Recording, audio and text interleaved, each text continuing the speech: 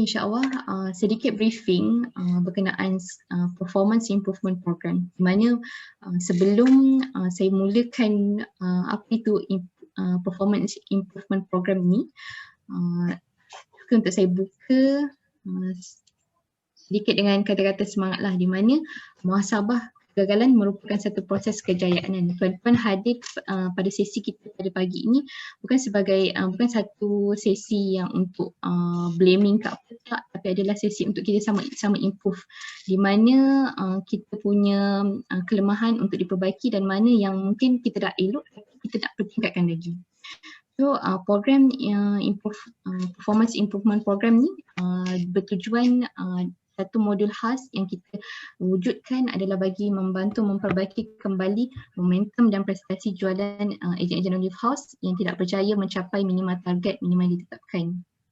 Di mana dalam selain itu objektif dia juga adalah untuk memperbaiki kembali aktiviti pemasaran dan jualan tuan-puan akan menjadi lebih baik, dan yang ketiga tuan-puan akan mendapat bimbingan langsung dengan Afek Konsultan berpengalaman. Di mana program ini kita sasarkan kepada Afek Konsultan dan Afek Ejen yang terpilih sahaja, di mana mereka yang bagi Afek Konsultan belian yang kurang daripada 9,000 dan ke bawah dalam satu kuartal akan melalui siri pemulihan ini, dan juga Afek Ejen yang belian kurang daripada RM1,000 akan melalui siri pemulihan ini.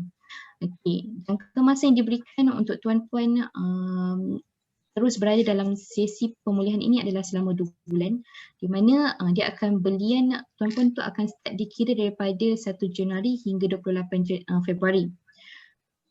Dalam tempoh 2 bulan ini tuan-puan diberikan sasaran untuk mencapai minima belian produk trust adalah sebanyak 9,000 bagi Afek Konsultan, dan Afek Ejen adalah sebanyak 3,000 sepatutnya. Silap, bukan 1,000. Okey.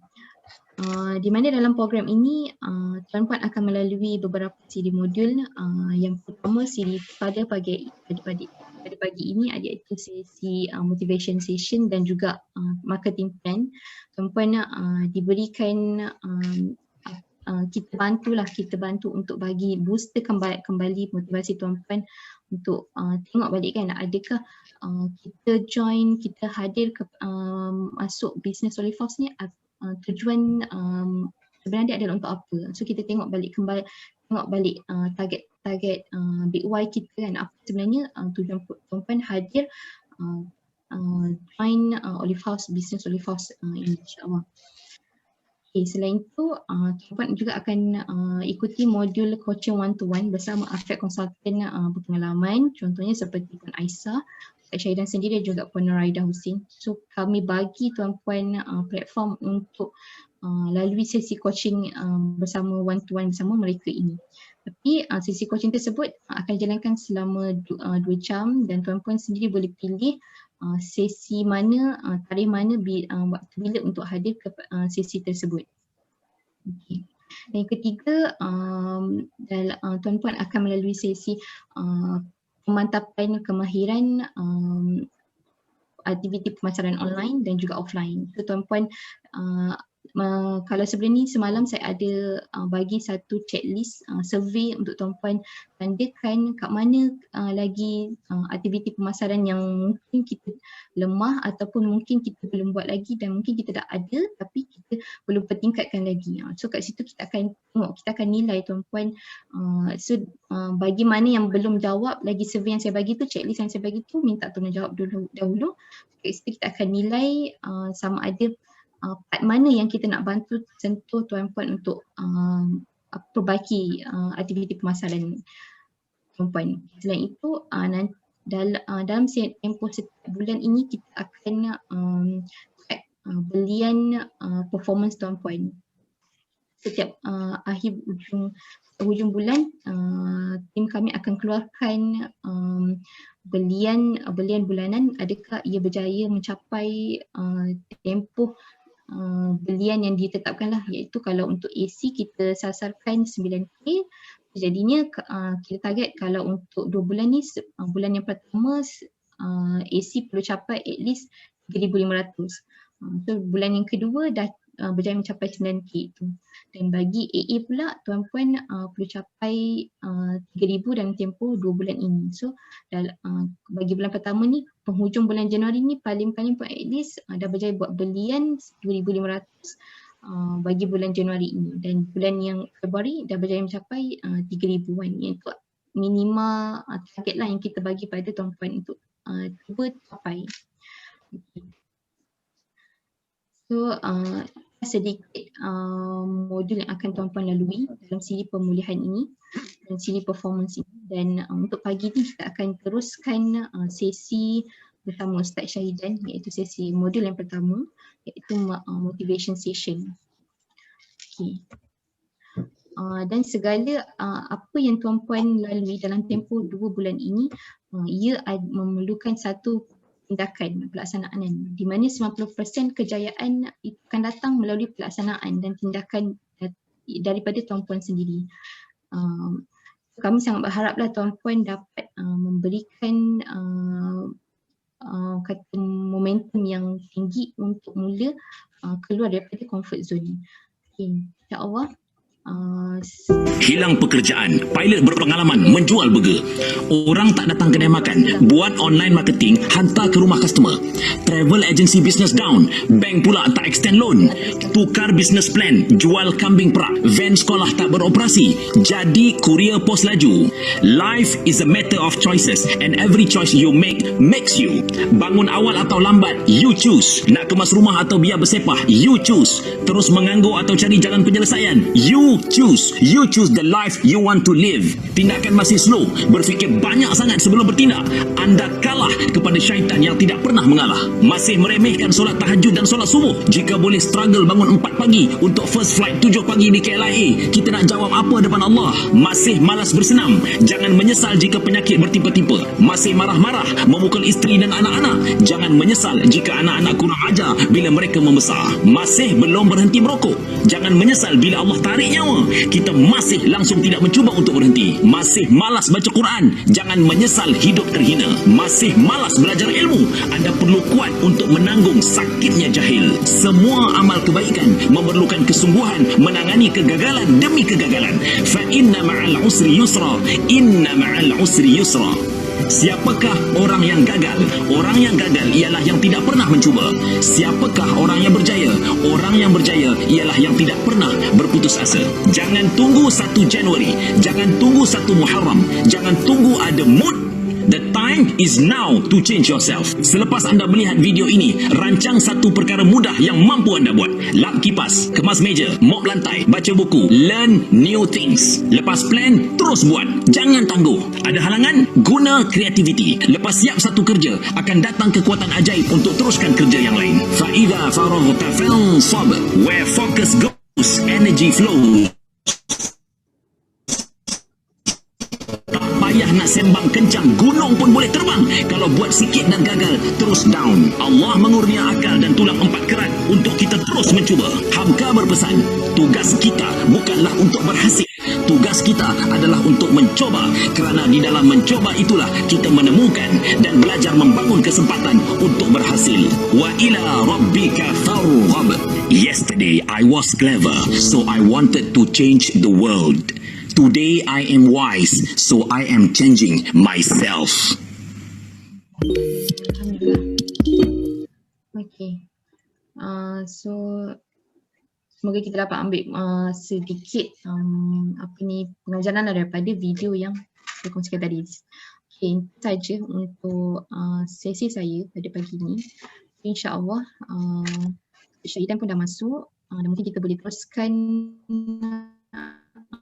slot kita yang pertama pada pagi ini dengan perkongsian daripada Ustaz Syahidan, di mana Ustaz Syahidan akan membantu sama-sama berkongsi kepada tuan-puan berkenaan bagaimana Dato' Bangun Ustaz Syahidan dalam bersama Olive House dan membina perniagaan bersama Olive House ini, insya-Allah.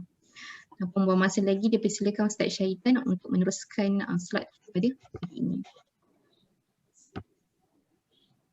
أعوذ بالله من الشيطان الرجيم بسم الله الرحمن الرحيم السلام عليكم ورحمة الله وبركاته. Suara okey ya, suara? Jelas Mimi suara saya? Jelas Ustaz. Alright, alhamdulillah.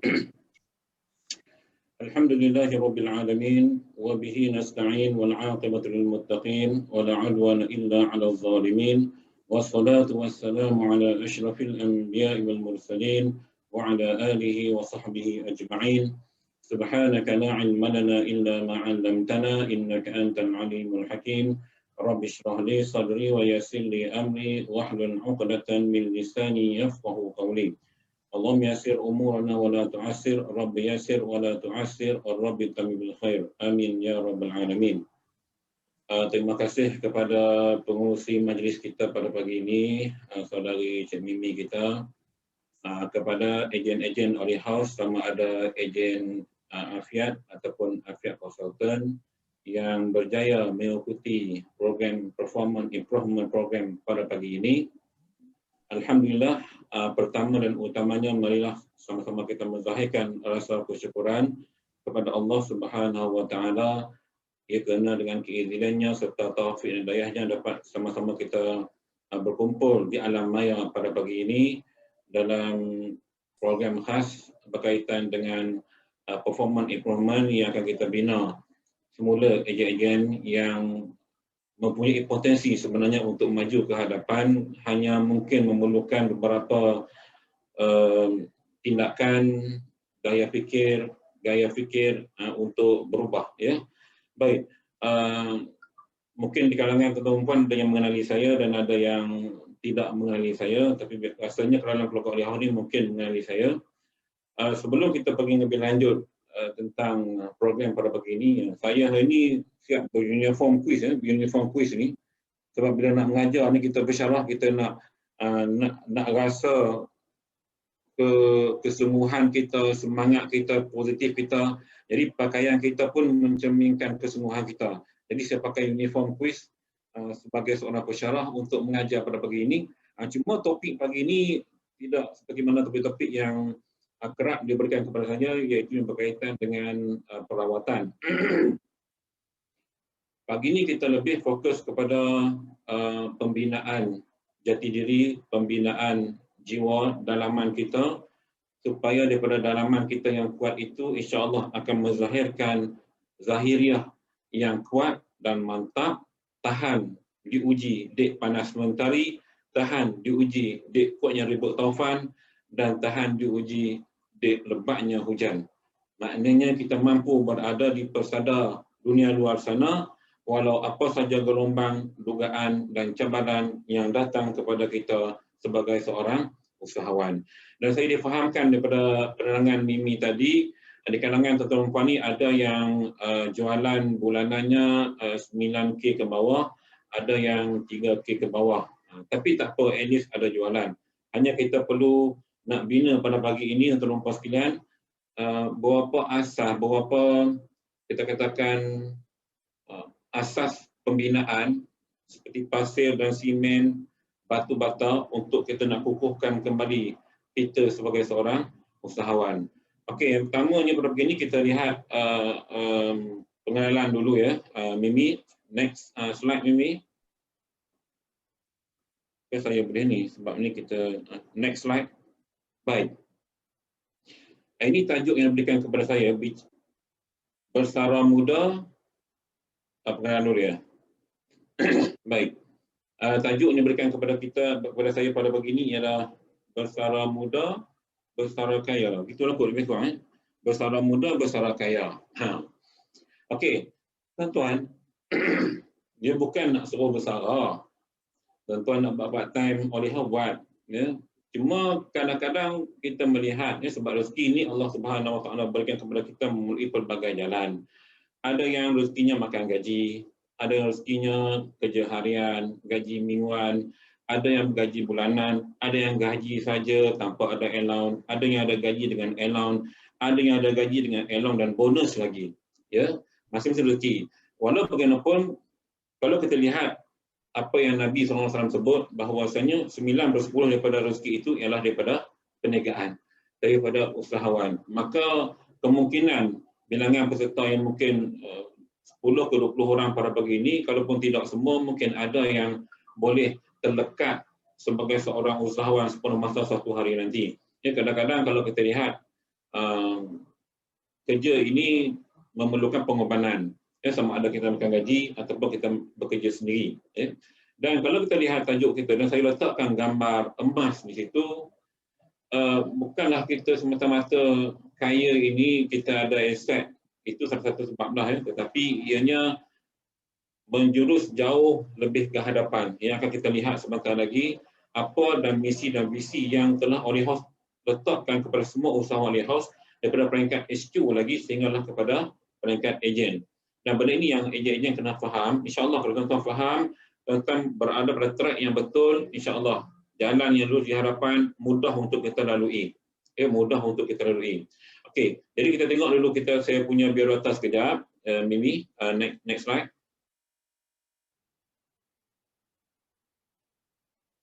Okey. Jadi ini yang lama punya, ya, saja letak yang lama. Kalau ikut beberapa perubahan tu tuan-tuan baca di situ, anak masih 6, ya, isteri masih seorang, saya berasal daripada Kedah. Sekolah pun nak payah, mungkin kalau ada ejen-ejen di hadapan yang sedang ikut ini pernah bersekolah dengan saya, ya, sekolah menengah Taufiqiyah Pondok Paya di Gurun Kedah, di Gua Cepadak, Gurun Kedah. Kemudian habis syahadah saya sambung di Al-Masyur untuk mengambil STPM 1992. Kemudian habis STPM saya sambung ke UAE. Tapi sebelum UAE itu saya dapat offer ke Azhar, tapi waktu itu sebab tidak ada kemampuan keuangan, maka saya terpaksa kuburkan sekejap saya punya cita-cita dan impian. Namun saya kata ke ayah saya kata tak apa, walaupun tak dapat masuk universiti luar negara, tapi saya berazam untuk masuk universiti dalam negara. Maka akhirnya, tuan-tuan sekalian, dapatlah saya masuk UAE dengan 4 prinsipal STPM ketika itu. Saya mohon khusus ataupun kos teaching Arabic as a second language, ya, pengajaran bahasa Arab. Tapi ditukarkan kos kepada Islamic Arabic Knowledge and Human Sciences, yang mana ketika itu pembelajaran lebih berkonsep keseluruhan bidang ilmu syariah. Kita belajar tafsir, fiqh, tauhid, semua. Dia tidak ada pecahan lagi ketika itu. Dan pelajarannya pula 60% bahasa Arab dan 40% bahasa Inggeris. Dan di sinilah bermulanya saya belajar bahasa Inggeris atau bosan daripada sekolah Arab, sekolah pondok, tahu apa Inggeris ni kan. Akhirnya belajar, ambil TOEFL dan lulus. Jadi maknanya ustaz pondok pun terpaksa ambil TOEFL, yang macam mana Ustaz Aidil, CEO kita, presiden kita sekarang ni, yang belajar di MIT daripada orang Azhar, Master Azhar, PO Arabic. Tapi bila nak belajar ini kita kena willing to learn, kita kena ada usaha untuk belajar. Alhamdulillah. Kemudian selepas tamat di UAE, saya berada di Jepun ni, Jepun lebih kurang 6 bulan, bekerja sementara nak tunggu convocation tu. Jadi dapatlah sedikit banyak budaya kerja Jepun. Dan selepas itu saya mengajar, lepas grad saya mengajar di sekolah, ya, sekolah daripada Damansara hingga ke Shah Alam. Dan 2020 saya dah start masuk UM. Ketika itu saya dah mengajar di sekolah menengah. Saya sambung master pendidikan Islam di UM sehingga 2005, dan saya bertugas di sekolah seperti biasa sehingga 2010 saya terus masuk dalam bidang universiti, mengajar di universiti di KUIS. Dan sebelum di KUIS tahun 2000 saya dah part time pensyarah di UPM, bahasa Arab dan tulisan Jawi. Kemudian saya full time di KUIS dan saya tinggalkanlah bidang kerjaya sekolah saya. Saya tinggalkan semualah, grade jawatan, pencen semua saya tinggalkan dan terus ke universiti sebagai pensyarah di Fakulti Pendidikan di KUIS.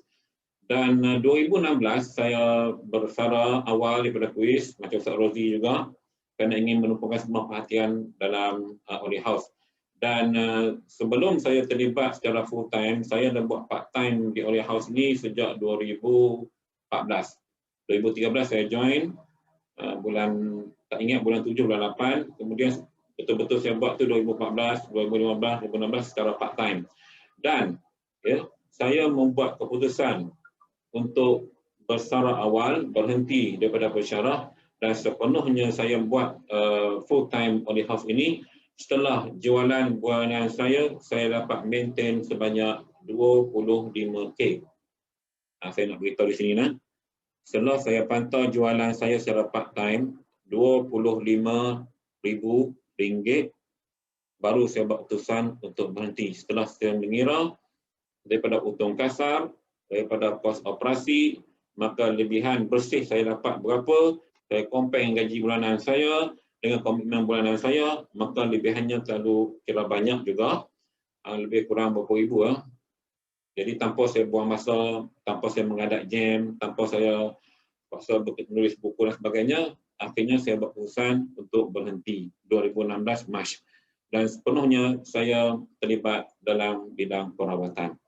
Ini yang saya sendiri, tuan-tuan sekalian, bukan nak pujuk suruh berhenti tak, tetapi lihat setelah kita yakin. Jadi hari ini kita yang baru 3K, 4K jualan, 5K jualan, 6K jualan, jangan berhenti, jangan berhenti. Teruskan usaha buat part time, buat betul-betul sehingga pendapatan kita telah melebihi gaji bulanan kita, bahkan terlalu lebih. Siap boleh pergi melancong mana-mana, maka ketika itu kalau kita rasa kita nak berhenti, itu terpulang. InsyaAllah, kadang-kadang rezeki Allah Ta'ala bagi itu lebih murah. Dan saya masih ingat, kalaulah saya masih lagi menjadi pensyarah, saya rasa tak mungkin saya dapat ke Morocco sebanyak 2 kali, ke Spain, ke Turki, ke Vietnam, ke Aceh, ke Thailand, banyak tempat. Kalau saya masih bersyarah lah kan. Jadi ini rezeki, ketentuan Allah Subhanahu Wa Taala. Maknanya di sini saya nak ceritakan poin saya berhenti dan saya join oleh Haus penuh masa setelah saya buat unjuran melihat jualan bulan saya dapat maintain selama 6 bulan, 25K punya jualan ke atas, baru saya buat keputusan berhenti. Dan Alhamdulillah hinggalah hari ini, kalau ikutkan jualan tahunan, kalau 2020 yang lalu, jualan tahunan saya lebih kurang 850K, hampir 900,000 lah jualan untuk tahun 2020. Bayangkan daripada 25K 2016, saya lonjak naik 2020 kepada hampir 900K. Nampak dia punya anjakan yang agak, kira kita kata kalau graf itu agak tinggi lah, menyucuk dia naik tu, laju. Masing-masing cara lah ya. Hari kita nak kongsikan, saya nak kongsikan, insyaAllah mudah-mudahan. Okay.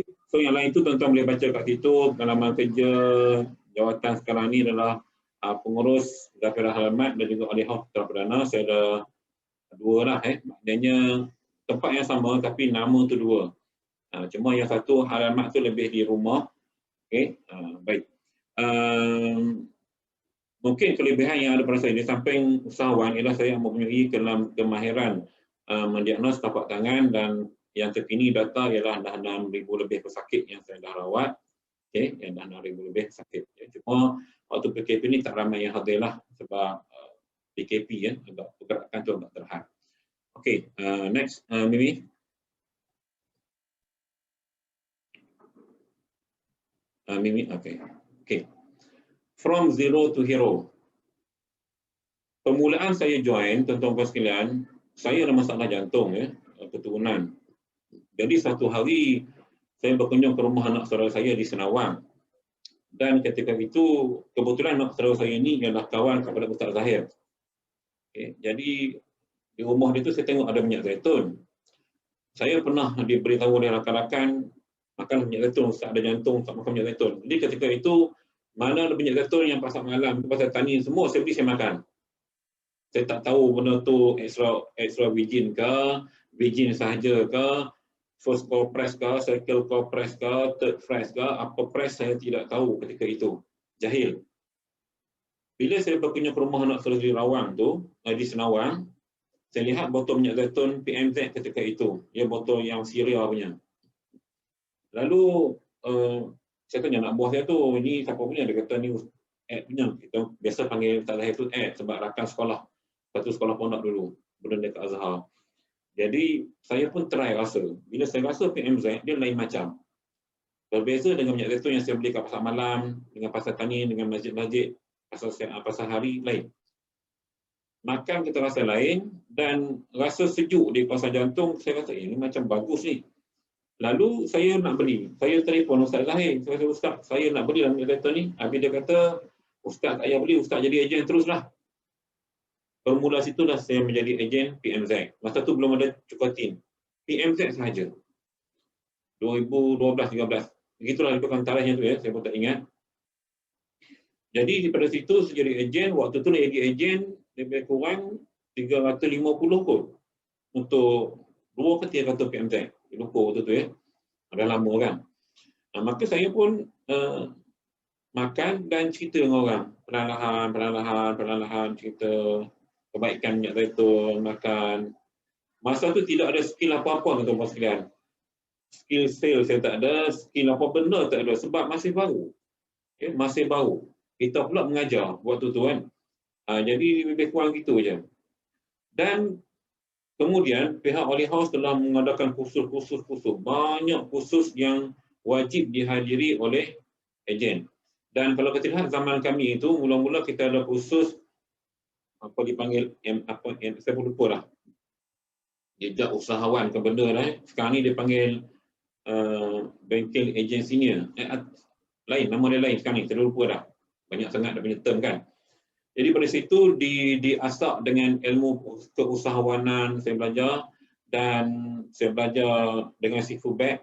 Saya masih ingat saya Ustaz Zahir, Ustaz Aidil waktu tu belajar dengan Sifu Bag ni. Sifu Bag tentang app marketing, FB ad. Belajar. Tuan-tuan bayangkan kami nak cari Ustaz ni kan, apa benda dekat keyboard ni, ya Allah punya jahil ketika tu. Tapi orang budak-budak muda gelak dengan kami. Sebab apa? Kami ustaz-ustaz pakai kepiah ngaji FB ad. Bayangkan nak jual produk.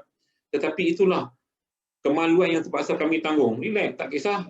Kami geng tua ni kan, dengan geng muda-muda yang belajar dengan Sifu Bag di Sungai Besi, saya mesti ingat belajar. Jadi saya belajar, kemudian berguru dengan beberapa orang yang hebat-hebat macam Cik Suraya, yang founder Donatut itu. Personal coaching, saya mengaji, labur duit. Waktu ni saya banyak labur duit. Tuan-tuan ingat ya, belum kita berada tempat sekarang, saya dah habis banyak dah. Kalau zaman tuan-tuan perempuan, kedekut nak keluar duit, nak masuk kursus, susah nak bermimpi untuk berada di puncak kejayaan.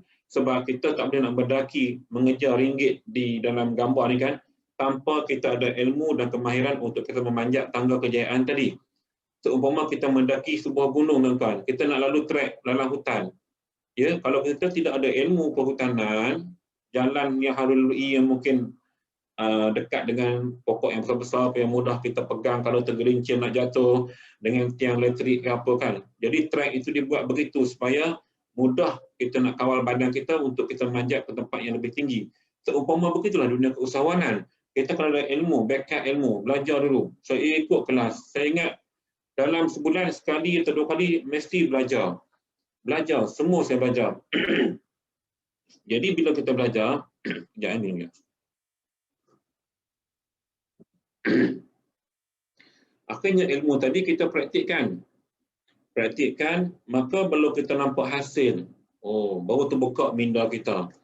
Maka ketika itu saya buat perancangan.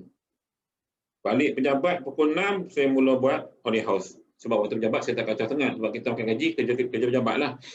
Balik pukul 6, pukul 10 malam, saya fokus Oli House. Saya buat online marketingnya, buat FB ad-nya, mula belajar Facebook ketika itu. WhatsApp tak ni sangat, ada juga. Kemudian mula ada dapat WhatsApp, mendalami lagi WhatsApp business. Okay. Sekarang ni ada Bit, tengah duk belajar Bit pula. Okay. Lepas tu mengaji Telegram, mengaji online marketing ini dengan coach-coach yang benda itu telah membantu saya banyak sekali dalam pembinaan diri sebagai seorang usahawan. Tuan-tuan kena lihat bukan setakat kalau kata-kata saya sales tinggi, it's not because of saya punya rawatan semata-mata. Rawatan tak banyak sangat pun. Saya 2-3 orang. Tetapi bagaimana kita nak mengadakan hubungan baik, close relationship kita dengan pelanggan yang telah menjadi pelanggan kita. CRM kita. Okey. Kemudian saya bina hubungan dengan rakan-rakan pejabat, cerita kebaikan, minyak zaitun. Waktu tu term makanan sunnah popular. Sebab kita tak tahu lagi. Setelah ikut, baru kita nampak kejahilan kita di mana kita tidak boleh menggunakan term itu.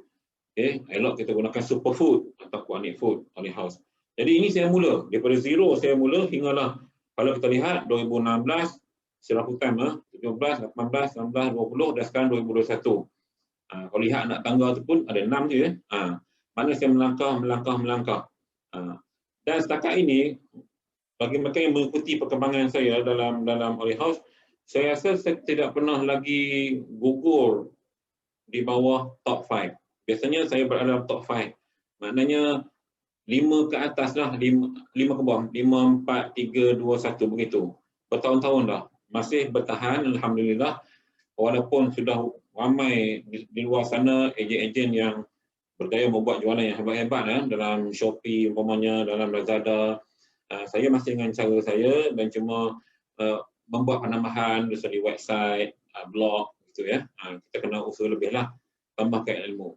Jadi tuan-tuan dan puan sekalian, tidak mustahil sebenarnya orang yang ada agama macam kami yang mengajar di masjid surau, tadah kitab, ya tuan-tuan dan puan sekalian, tetapi kita belajar teknologi untuk kemajuan diri kita. Jadi saya nak tuan-tuan dan puan, para ejen sekalian, tolonglah ya ada masa belajar. Mana-mana kursus yang dibuat, belajar, dalami, praktik. Belajar, dalami, praktik. Action tu paling penting ya. Action paling penting. Okey. Baik. Mimi, next slide. Tuan-tuan dan puan-puan boleh tanya ya, kalau tak faham apa-apa boleh tanya. Okey, lihat pencapaian saya dalam OHR. Saya join 2013 bulan 3 ke 4 gitu tuan-tuan. Bayangkan saya join 2013, anugerah usahawan pada tahun 2014, saya dah dapat anugerah usahawan terbaik zon tengah. Zon tengah maknanya area Selangor lah, area Selangor. Ya, ketika itu ni sebenarnya tak banyak, Melaka pun baru nak sampai produk Olive House, dia lebih kepada utara dan zon tengah. Dan saya melonjak bila saya buat, itu part time ya, 2014 pas saya masih part time. Saya masih pensyarah, tapi saya usaha buat. Bila saya ada ilmu, saya belajar, saya dapat anugerah usahawan terbaik. Kemudian anugerah yang sama juga, saya dapat anugerah top 30. Okey lah tuan-tuan ya. Maknanya dalam satu Malaysia tu, dengan cara kita part time, baru join setahun, dah dapat top 30, kira kemas lah tu. Kemudian 2015, saya turun top 40. Waktu ni saya pegang ketua jabatan. Jadi bila pegang ketua jabatan, tugas hakiki ni sangat banyak. Pesyarah nak kena tengok, pelajar nak kena tengok, jadual kuliah pesyarah dan nak kena buat semua. Maka benda itu sedikit banyak telah mengganggu-gugat saya punya fokus pada bisnes ketika itu, sebab kita more focus on our tugas hakiki. Jadi saya agak drop ketika itu. Kemudian saya bangkit. Saya jenis orang yang kalau saya lihat saya punya ranking tercorak sedikit, saya punya keazaman lain macam. Saya kata tahun depan aku nak pulun lagi. Tuan-tuan boleh lihat carta tu kalau 2016, maksudnya tahun 2015 punya usaha, akhirnya 2016 saya melompat terus ke top 10. 2015, okay. Ini saya pula betul-betul saya dapat anugerah Profesor Muhammad Faid pada Hari Anugerah Usahawan tahun 2016. Dia hari anugerah ni kita buat tahun depan tu lah ya. Macam tahun ni kan, tahun ni bulan Mac nanti kita ada megah Hari Anugerah Usahawan untuk anugerah tahun 2020 punya. Jadi tahun lihat ni tahun yang sebelum tu lah. Jadi anugerah Muhammad Faid saya dapat. Kemudian anugerah top 10 tahun 2016, anugerah Mu'alish, anugerah Afiat Lifestyle. Itu semua untuk 2015 punya performance. Saya all out habis-habis, segala ilmu saya belajar, saya buat betul-betul dengan pertambahan produk, yang akhirnya saya dapat nombor 8 ketika itu.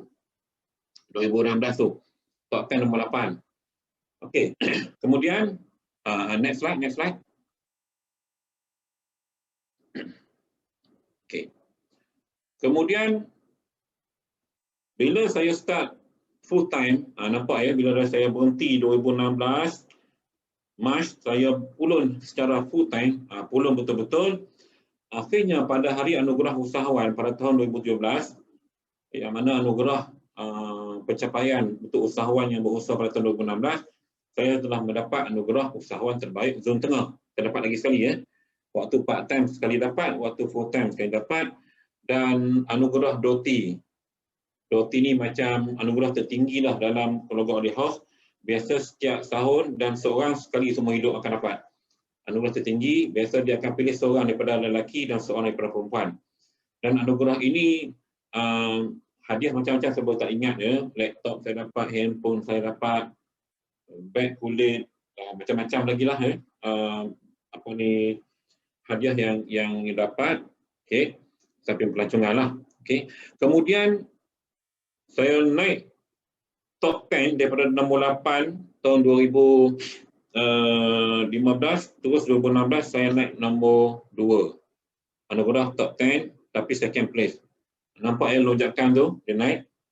Kemudian dapat pergi ke Spain dan Morocco. Ni best tuan-tuan ya. RM14 tu. Dapat pergi Spain dan Morocco 2 minggu. Memang puas kan. 2 minggu lebih saya ingat.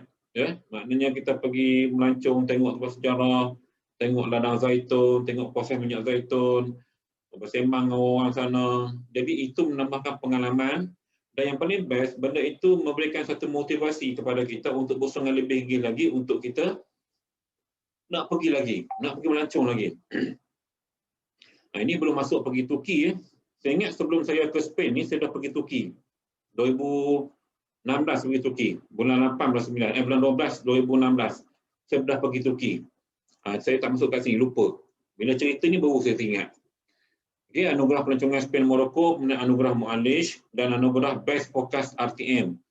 RTM ialah bukan radio TV Malaysia, Road to Millionaire. Dia satu program untuk nak melahirkan jutawan. Di mana jutawan ini kita kena buat set forecast berapa target jualan yang kita nak capai dan apakah langkah-langkah yang kita akan buat dan kita capai benda tu. Jadi benda tu diberikan anugerah.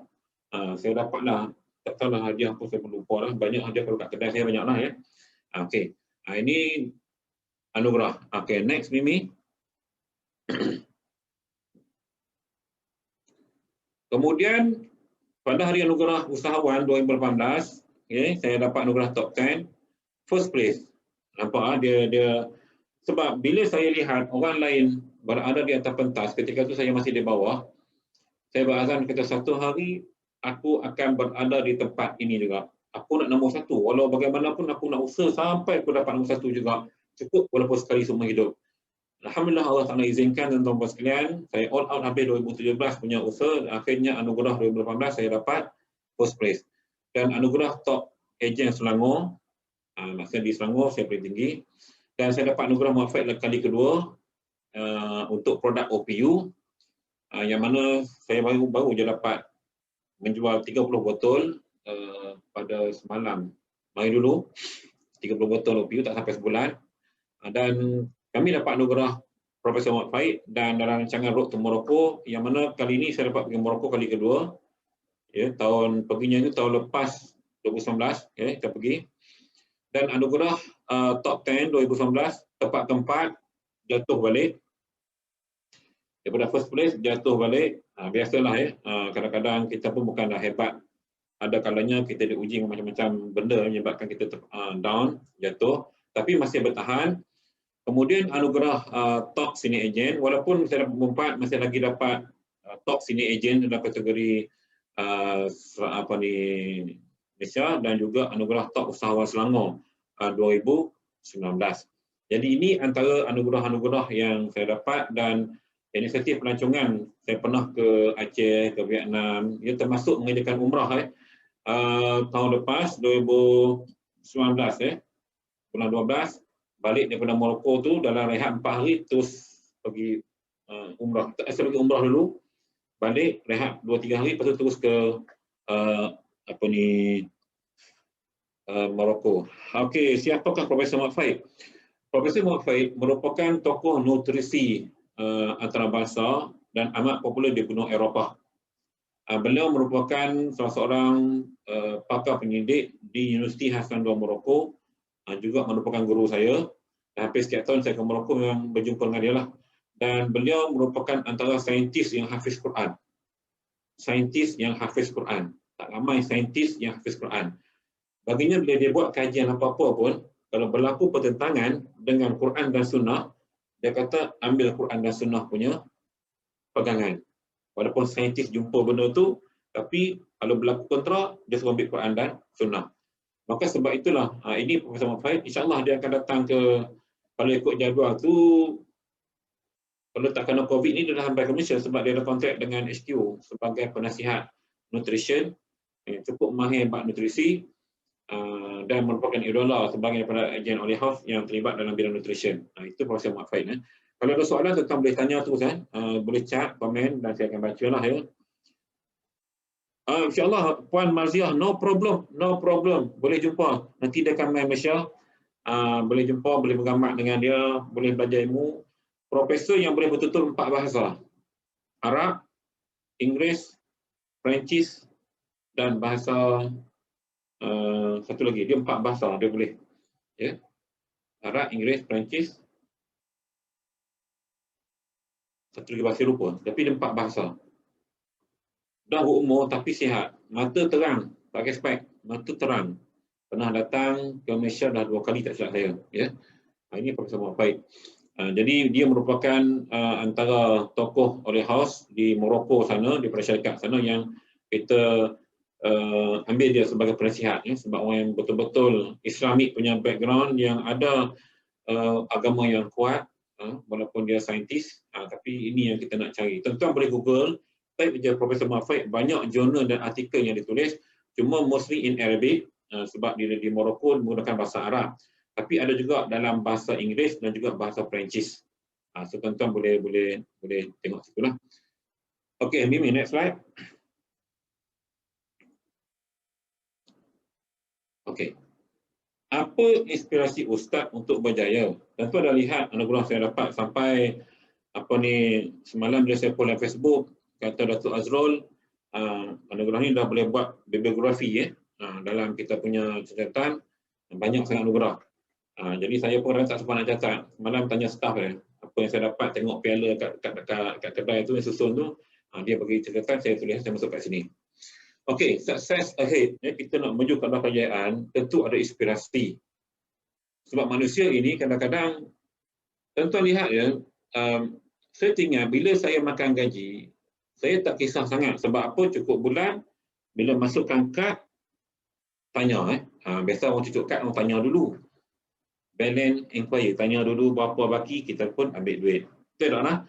Kadang-kadang tu gaji 27, 26 cucuk dah tanya. Punya excited nak gaji masuk tu. Sebab kita makan gaji. Ya? Tapi bila kita jadi usahawan ni lain. Sebab pendapatan tu dia harian. Pendapatan dia harian. Sebab kita jual banyak, dapat banyak. Jadi harian itulah, kalau kita bijak menguruskan keuangan, kita akan jaya. Jadi apa inspirasi yang saya dapat sehingga saya berusaha berada pada kedudukan yang teratas dalam golongan ataupun dalam kumpulan usahawan oleh House. Okey, next slide. Tuan-tuan faham ni betul-betul. Kita berada di tempat duduk pemandu dan kita yang memandu kehidupan kita. Sama ada yang sedang ikut saya punya celoteh pagi ini, suri rumah ke, lelaki atau wanita, kita yang memandu kehidupan kita. Ingat, bukan majikan, bukan orang lain, even suami isteri bukan suami kita, bukan isteri kita yang memandu. Kita sendiri yang memandu kehidupan kita. Jadi jalan mana kita nak pergi? Kalau kita berada di persimpangan antara dua jalan, kita nak ke jalan mana? Kita yang memandu kenderaan. Jadi sudah tentu, kalau tanya siapa-siapa pun, dia tidak akan memilih jalan kemusnahan. Tidak akan memilih jalan penderitaan. Dia tidak akan memilih jalan kesedihan. Semua akan pilih jalan kebahagiaan, jalan kekayaan, jalan ketenangan, jalan kedamaian. Semua orang nak begitu. Tetapi nak menuju ke destinasi kejayaan itu, ke dinasti kedamaian, ketenangan, kekayaan itu bukannya mudah. Kalau kita jalan biasa, kita berhadapan dengan roadblock, tambah sekarang dengan PKP, apatah lagi jalan seorang usahawan untuk menuju kepada kejayaan. Tentulah banyak dugaan dan cabaran, banyak selok belok, duri-duri yang sentiasa berada di mana-mana. Jadi kita yang memandu kehidupan kita. Maka untuk kita nak berada pada kedudukan yang betul, kalau di jalan raya, apa panduan kita? Tuan-tuan sekalian, panduan kita ialah signboard. Kan? Kan kita tengok kan signboard, ke kiri Kuala Terengganu, ke kanan Pahang, contoh. Atau ke kiri Gua Cepedak, terus Alor Setar. Atau kalau kita ke selatan, terus Johor Bahru, ke kanan Alor Gajah. Jadi yang menjadi panduan kita ialah, kompas kita ialah signboard. Ni kalau di jalan raya. Tapi kalau sebagai seorang usahawan, yang menjadi kompas kita ialah matlamat kita. Okay. Next slide. Mimi, saya rasa saya buat goal kot ni. Yes. Saya nak uraian ni panjang sikit, tuan-tuan. Ni, mulai hari ni yang duk tengok saya bercakap ni kan. Ni saya dah mula bagi nak panah.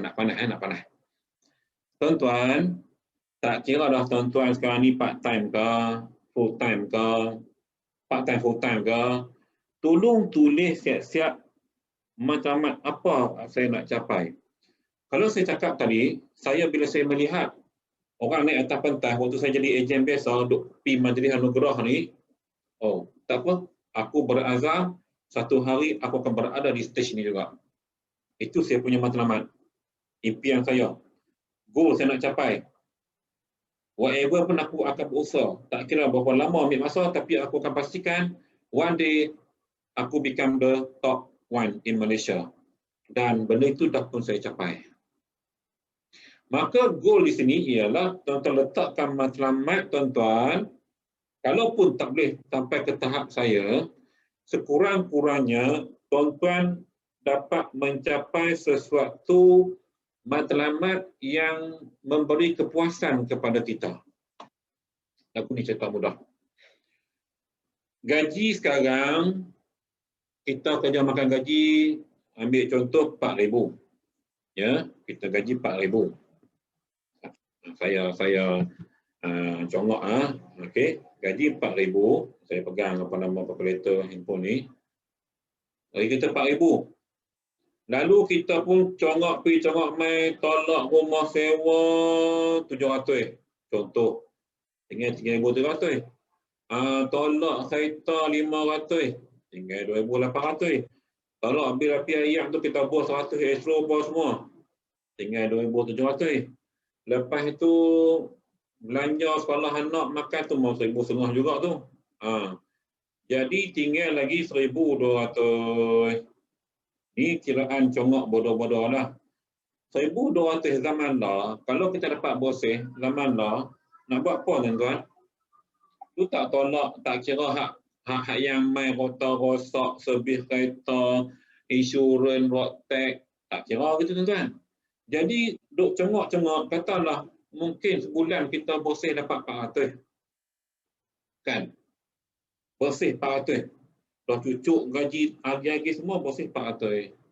Dan 400 inilah kita duk backup ni, pokok kecemasan pun semua. Yang kadang-kadang kecemasan tadi mungkin memerlukan kos yang tinggi. Maka sasaran kita nak letak, kalau boleh ada side income yang membantu kita. Kalau boleh aku nak bersih ni, takkan 400. Okey, 400 daripada gaji hakiki. Aku nak 600 daripada part time aku punya kerja. Kita letak.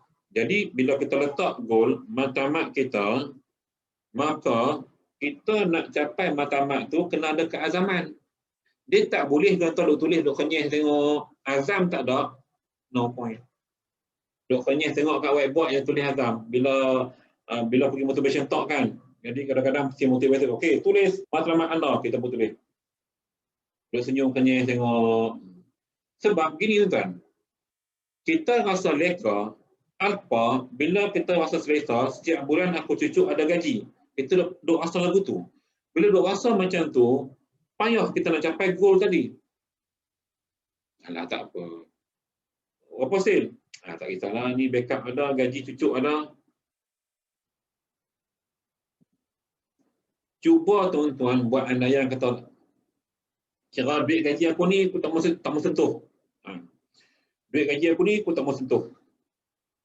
Tuan-tuan, saya waktu saya buat sale 25K ketika itu 2015, ya, 2015 ke 2016 tu, belum saya berhenti full time tu, duit gaji saya tak sentuh tau.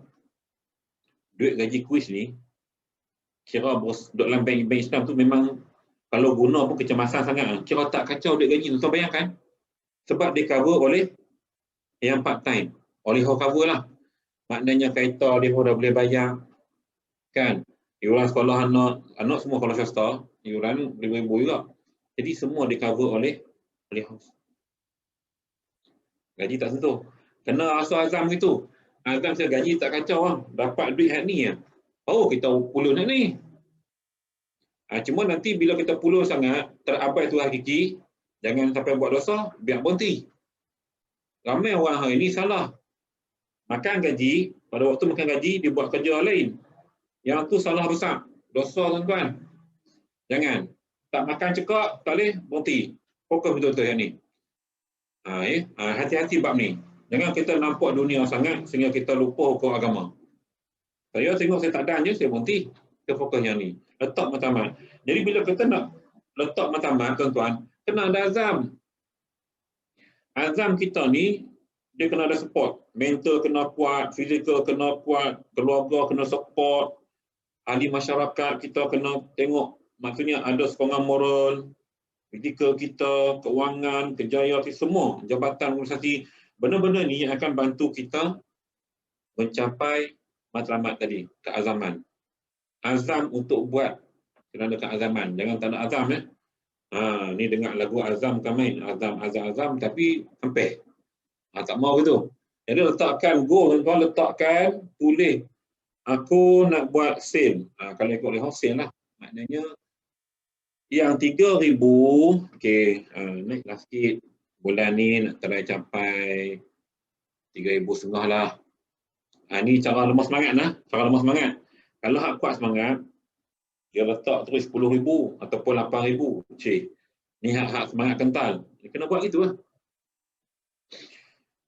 Tengok di pihak kita secara global ya. Di HQ kalau kita lihat dalam pandemik tahun 2019, CEO letakkan target sale 50 juta. Penasihat ni, geng-geng ialah board of director ni, macam kata gila kali. Tak mungkin dapat dicapai. Sale biasa 20 juta, tiba-tiba dia letak 50 juta.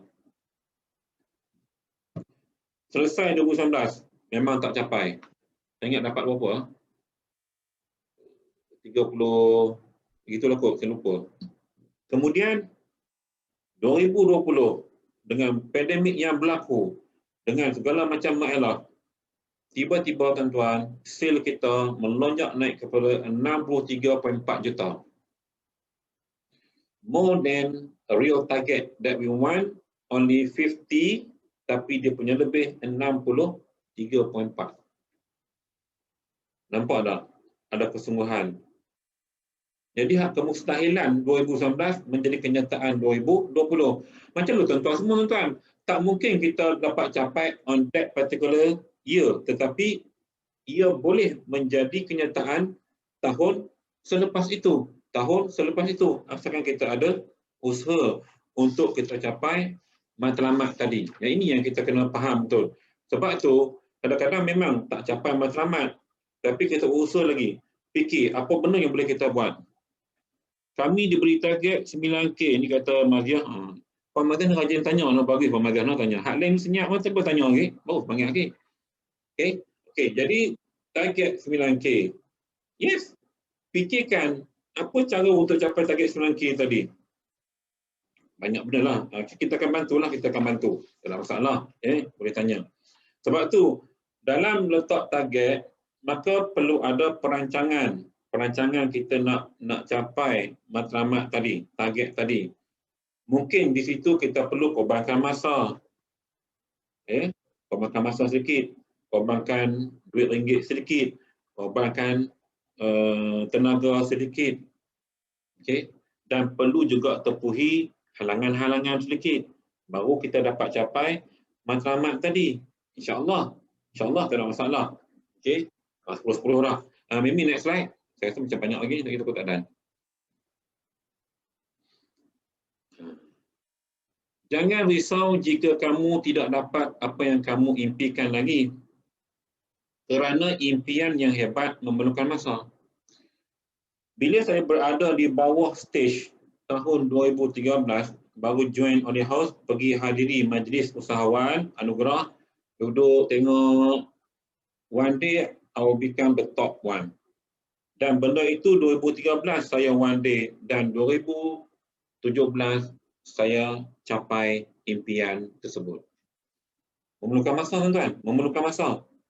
Tuan-tuan letak 9K hari ni, jabatan 9K, pencapaian ini mungkin bukan bulan ni, atau mungkin bukan bulan depan, tetapi tidak mustahil bulan akan datang.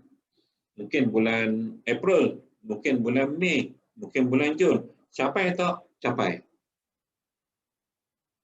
Jadi, benda itu tidak mustahil. Kalau saya boleh buat, tuan-tuan boleh buat. Manusia sama je. Saya lagi lah, tuan-tuan. Orang bidang agama ni, jenis IT ni tak cerdik kan, tapi mengaji, belajar. Belajar, tukang butang banyak tanya. Tanya Cik Mimi tu tahulah, saya tak malu. Saya jenis tak malu. Kalau saya jahil bidang tu, saya pergi guru orang yang mahir walaupun dia muda pada saya. Saya anggap dia guru saya. Saya mengaji. Tak kisah. Kita jangan ego je. Sebab bukan bidang kita. Tak selalu pandai. Ustaz, macam mana kita nak tepis perasaan takut, risau akan tengah lain? Okey. Yang ni dia akan ada slide di hujung kali. Slide saya akan cerita istilah bimbang. Saya akan udahkan lepas ni. Sabar. Tunggu hingga habis siri ini. Macam TV pula. Okey, jadi jangan risau kalau kita tidak dapat apa yang kita capaikan itu, kita impikan itu pada waktu yang dekat. Kerana ia memerlukan masa. Tetapi semangat yang kita ada, motivasi yang kita ada, sikap positif kita ada, benda ni yang banyak akan bantu kita. Tuan-tuan tengoklah nanti. Semangat kena ada. Jangan leka, tuan-tuan. Jangan radit. Jangan ya. Okey, next Mimi.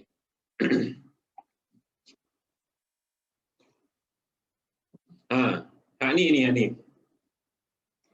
Tuan-tuan kena positif. Bangkit tidur kena positif. Setiap kali sembahyang doa. Bagi Allah berikan kekuatan untuk kita menghadapi liku-liku kehidupan pada hari-hari yang mendatang. Doa, be positif. Maka bila kita kena ada sikap positif, kita kena ni, benda-benda yang melibatkan apa yang saya tulis kat sini, usah berkata. Tuan-tuan, mulai hari ini jangan sesekali ada di mainan bibir-bibir tuan-tuan puan duk bercakap, tak boleh lah. Kan? Tengok slide kan? Tak yakin lah. Saya ni macam tak yakin lah, Ustaz. Okey, macam tak yakin lah. Takut lah. Ya? Kejap lagi lah. Malam saya konsult satu orang ejen afiat digital. Dia kata, Ustaz, nak buat macam mana Ustaz? Saya still macam mana Ustaz? Saya kata, saya bagi rasa sebab. Sekarang ni saya lihat, nanti duk fokus, duk jaja gambar dalam FB, gambar dalam kedai yang ada logo Oli House tu. Tapi nanti tak pernah saya tengok gambar luar kedai, tak nampak kedai di mana, lokasi kedai. Lalu saya katakan kat dia, esok saya nak tengok gambar nanti duk sengih depan kedai. Nanti Ustaz, saya buat Isnin lah. Nampak? Bila sekejap lagi, atau kita tanggung, Isnin, adakah mood kita akan ada seperti mana mood sekarang? Bila saya kata buat sekarang kan, dia tak mungkin ada tau. Dia akan jadi lain. Mood tu akan hilang. Sebab itu kita jangan usah kita berkata, tak boleh. Kena kata, aku boleh. Aku boleh. Kalau kita kata tak yakin, kena kata aku yakin. Aku yakin boleh buat. Kena positif lah. Okey? Sekejap lagi lah. On the spot. On the spot. Jangan tangguh. Ya? Susahlah, tengoklah dulu. Tak apalah. Dah nasib badan. Ni memang hak jenis apa malas kan.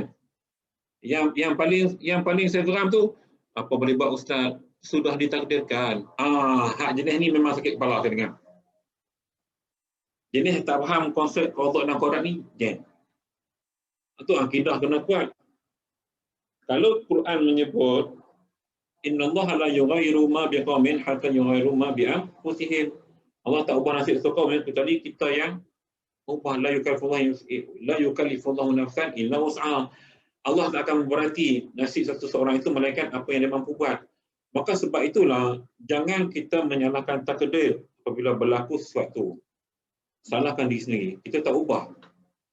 Jadi kita jangan duk kata tangguh dulu, segan lah, malu lah, takut lah. Rasa macam dah terpaksa buat je lah. Memang kadang-kadang akan datang perasaan seperti ini dalam jiwa kita. Bila kita rasa kita dah tak terdaya, aku ni tak mampu lah. Nampak tak? Yang negatif tu. Sebab tu kita kena tukar pada positif. Jadi yang usah berkata ni tuan-tuan, tuan-tuan kena tukar kepada perkataan yang positif. Okey?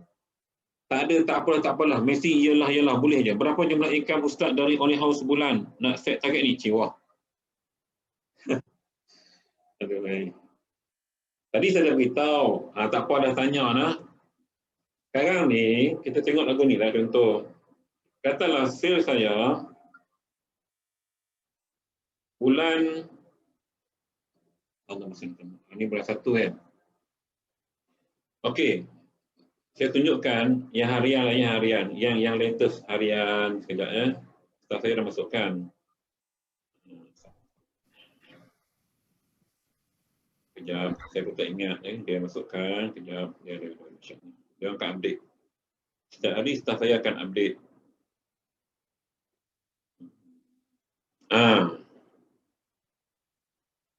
Nampak? Sini. Okey, tak apa nampak tu. Tapi kalau nampak pun tak boleh baca kot. Update jualan saya sehingga 21 hari bulan 1, 21 bulan 1. Maknanya hari Khamis kot, Satu.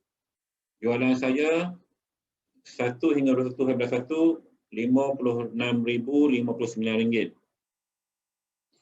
56,000 lah senang. 56 itu tak lebih. 56K. Setakat 21 hari bulan. Pemaziah ya. Jadi, kalau kita congok-congok untung kasar, daripada 56K itu, saya kalau ikut untung kasar, saya dah ada 16,800 pendapatan kasar. 16,800. Daripada keuntungan jualan 56K tadi, saya dapat margin keuntungan 30%, 30%. 16,800, betul? Jadi 16,800 ni, kalau kita kira bodoh-bodoh lah, tolak apa semua, katalah kalau saya tolak gaji staff pun tak, operation cost semua, saya biasa operation cost saya habis 15,000. Maknanya 15,000 ni kira tolak semua tau. Kira untung kasar dah tolak semua. Saya dapat 1,800 je bersih. Setakat hari ni lah. Kalau tolak semua. Tapi ini jualan Only House. Belum masuk jualan produk-produk halal lain yang ada di premis. Jadi biasanya setiap bulan overall jualan saya lebih kurang 75K. 75K Jadi kalau 75K kasar, saya punya keuntungan margin kasar 22,500. Jadi 22,500 tolak 15,000 kos operasi semua, 15,000. Jadi saya dapat 7,500 bersih. 7,500 bersih. Jadi ini produk OS sahaja, tidak termasuk produk halal. Kalau masuk produk muslim lain, maka jumlah ini akan touch mungkin 10,000 ataupun lebih. Bersih. Bersih maknanya tak kacau apa-apa. Tadi kita buat contoh hak gaji bulan, bersih berapa ratus? 400 kan? Atau 300. Tu kalau tayar tak bocor, kalau kasut tak hilang, kalau beg tangan tak hilang, kalau tak hilang, kalau hilang, ini tak ada simpanan.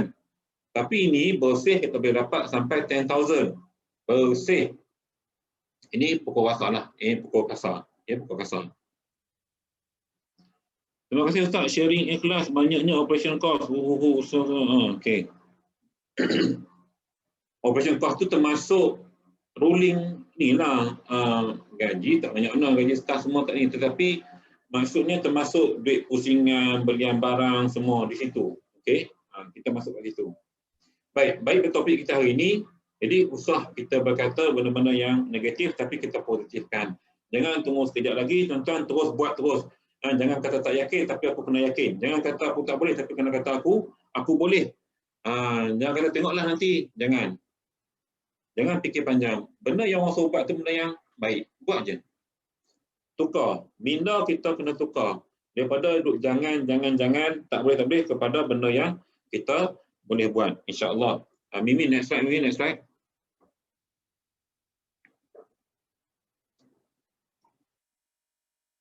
Okey, hak ni paling penting tuan-tuan. Target lah matlamat macam mana pun, ada perancangan, TikTok punya perancangan, siap blueprint bagi perancangan, tapi tak ada disiplin diri, out. Disiplin diri yang saya maksudkan di sini ialah, yang pertamanya ialah pengurusan masa. Tuan-tuan, saya cerita pengalaman saya di Jepun. Duduk dengan Jepun ni tuan-tuan,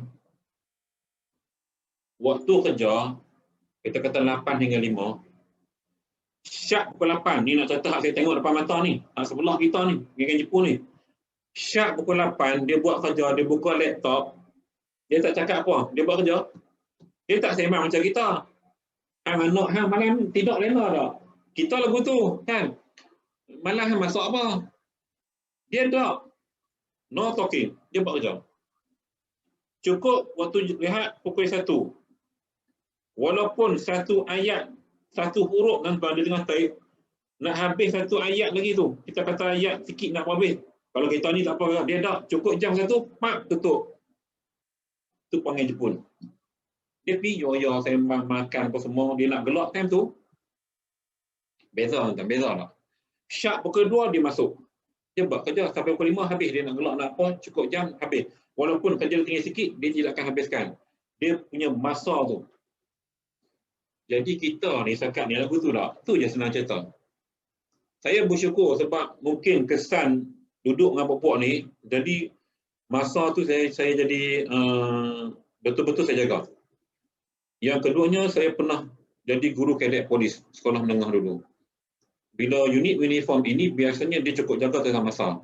Maka di situ banyak melatih saya untuk jaga masa. Disiplin diri paling penting cukup masa. Sebab tu bila Allah sebut wal asr, kan, demi masa, manusia sentiasa dalam kerugian. Innal insana lafi khusr. Memang. Sebab kita tak set time. Cuba jadual kita harian, mungkin contoh yang full time, yang part time. Saya dulu bila buat part time, saya dah set 6 hingga 10 malam memang untuk alih house. Sama ada saya post ke FB ke, saya follow up pelanggan ke, saya nak cerita WhatsApp, tanya khabar apa semua, within 6 to 10. Itu masa dia. Waktu pejabat saya tak kacau sangat. Nampak? Jadi kalau tuan-tuan part time, kena agih gitu. Ni kadang-kadang kita tersalah. Maka maksud saya, bila pukul 6 hingga 10 malam kita buat oleh house, bukan maksud kita tak semayang, tak makan apa, tak. Tapi waktu tu, waktu yang kita fokus untuk bisnes, dan time semayang kita semayang, wirid kita wirid, mengajak anak mengaji, saya ajak anak mengaji. Time tu tak kacau. Maksudnya, kalau betul-betul saya fokus pun, mungkin antara pukul 6 pukul 7 dan pukul 9 ke pukul 10, itu je pun. Lebih kurang 2 jam ke 3 jam je pun. Macam, boleh? Ya, duduk tengok ni, duduk senyum je tuan-tuan. Aku kena boleh, aku mesti boleh. Masa memang tuan-tuan, Allah, cukup penting. Sebab masa ni memang saya cukup, kata apa, partikular, cukup jaga. Kita boleh berjaya insya-Allah. contohlah saya buat andai apa saya buat sekarang lah, supaya tuan-tuan dapat, bukan kata nak riak ke apa, tak. Saya biasakan dululah, sebab dah boleh pergi sembahyang masjid kan, sedekah subuh saya tak pernah tinggal. Tabur masjid at least RM10. Dan lah bila keadaan income macam sekarang, RM10 lah. Kalau dulu waktu saya part time RM2, RM3, RM4, kadang RM5. Lah ni 10 ke atas. Yang tu hak yang rasmi. Yang tak rasmi ni macam yang kita jumpa tengah jalan ke apa, sekolah-sekolah tahfiz. Okay. Saya ada 2 sekolah tahfiz. Satu di apa ni, di Parit Panjang, Banding, dah siap berapa lama dah, 20 tahun yang tu. Yang satu lagi di Kuala Ketin yang sedang dalam pembinaan. Okey, itu yang saya ada lah. Itu benda-benda, saya ada satu rumah anak yatim yang saya jadikan anak angkat. Hampir setiap bulan saya support barang keperluan mereka. Ini yang saya tidak pernah putus buat, saya buat yang ni. Okey, nanti saya akan uraikan detail nanti. Jadi maknanya, benda ni antara benda-benda spending yang kita cuba maintain dalam kehidupan kita. Spending amat penting. Pengurusan masa kena jaga betul-betul tuan-tuan ya. Dan yang keduanya, selain daripada pengurusan masa, ialah bagaimana kita nak menjalinkan hubungan kita dengan Allah Ta'ala, kena jaga. Merakan taulan dengan sampai kita fokus kepada perniagaan sehingga kita lupa jalinkan hubungan kita dengan orang lain. Jaga dua benda cukup lah ya. Dan jaga diri kita dan bina hubungan dengan masyarakat sekitar. Itu paling penting. Supaya tidak nampak kita pulun ke dunia ni sehingga kita tak tahu apa berlaku, kenduri kendara. Jangan. Itu adalah marketing kita sebenarnya. Hubungan baik kita dengan orang-orang lain ni adalah marketing kita. Jadi kita kena jaga benda tu. Okay. Okay, Mimi, next slide.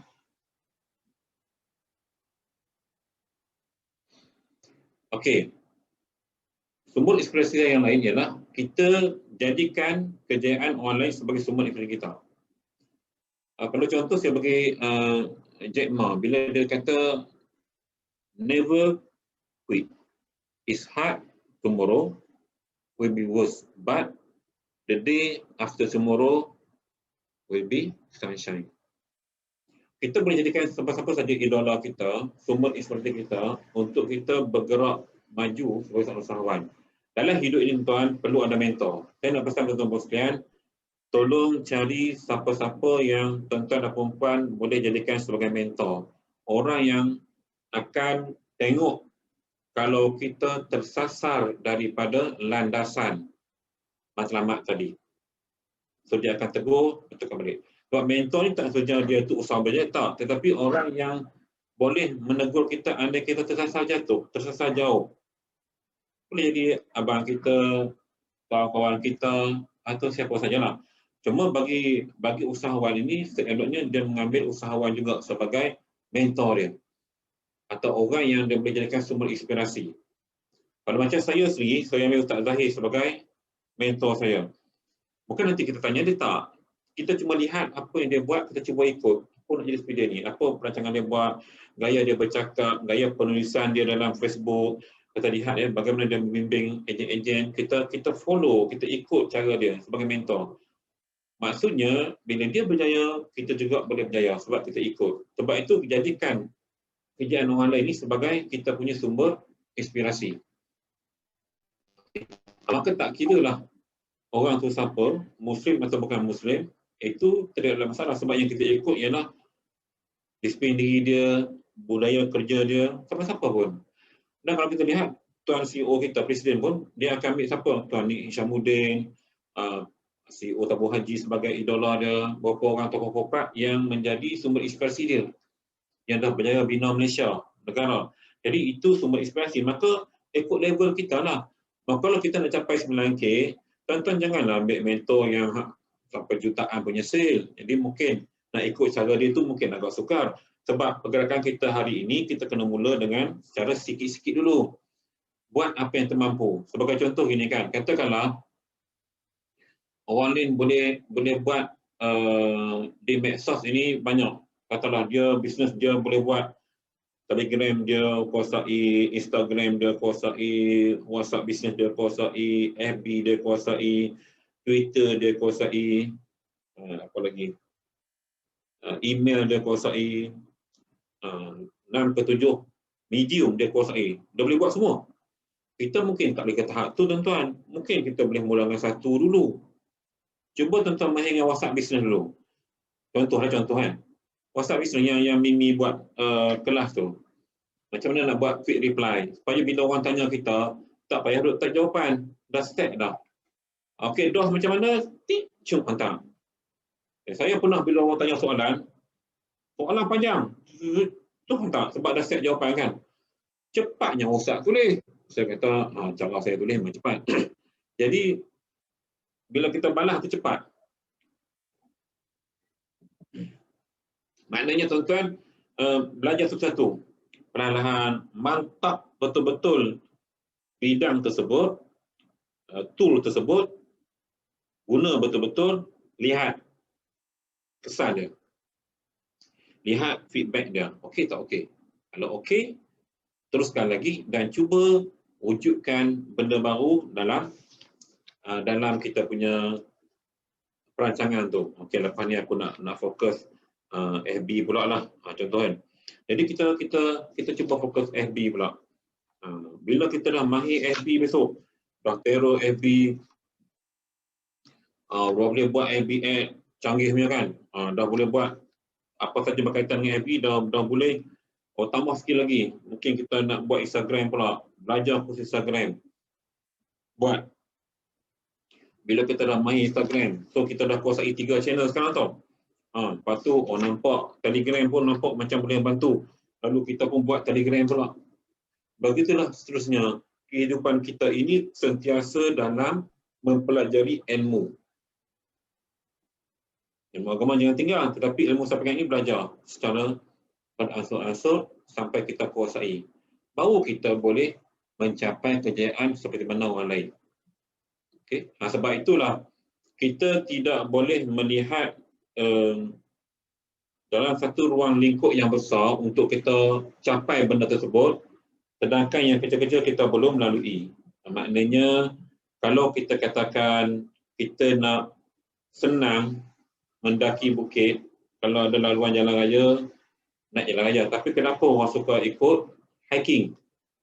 Kerana nak mengasai cabaran, nak mengasai penat lelah, nak mengasai perit petirnya, kita nak mendaki bukit menggunakan laluan yang lelaki. Anda buat tak? Begitulah, maksud saya begitu. Maknanya kita kena lalui pancaroba ini supaya nanti bila berlakunya dugaan dan cabaran yang lebih besar, kita mampu hadapi. Saya nak cerita lagi sekali. Saya buka kedai pertama, Olehah Putra Perdana di alamat lama Jalan 5E. Saya baru je buat channel YouTube. Saya nak mohon kepada Ustaz untuk masukkan video Ustaz dalam ni.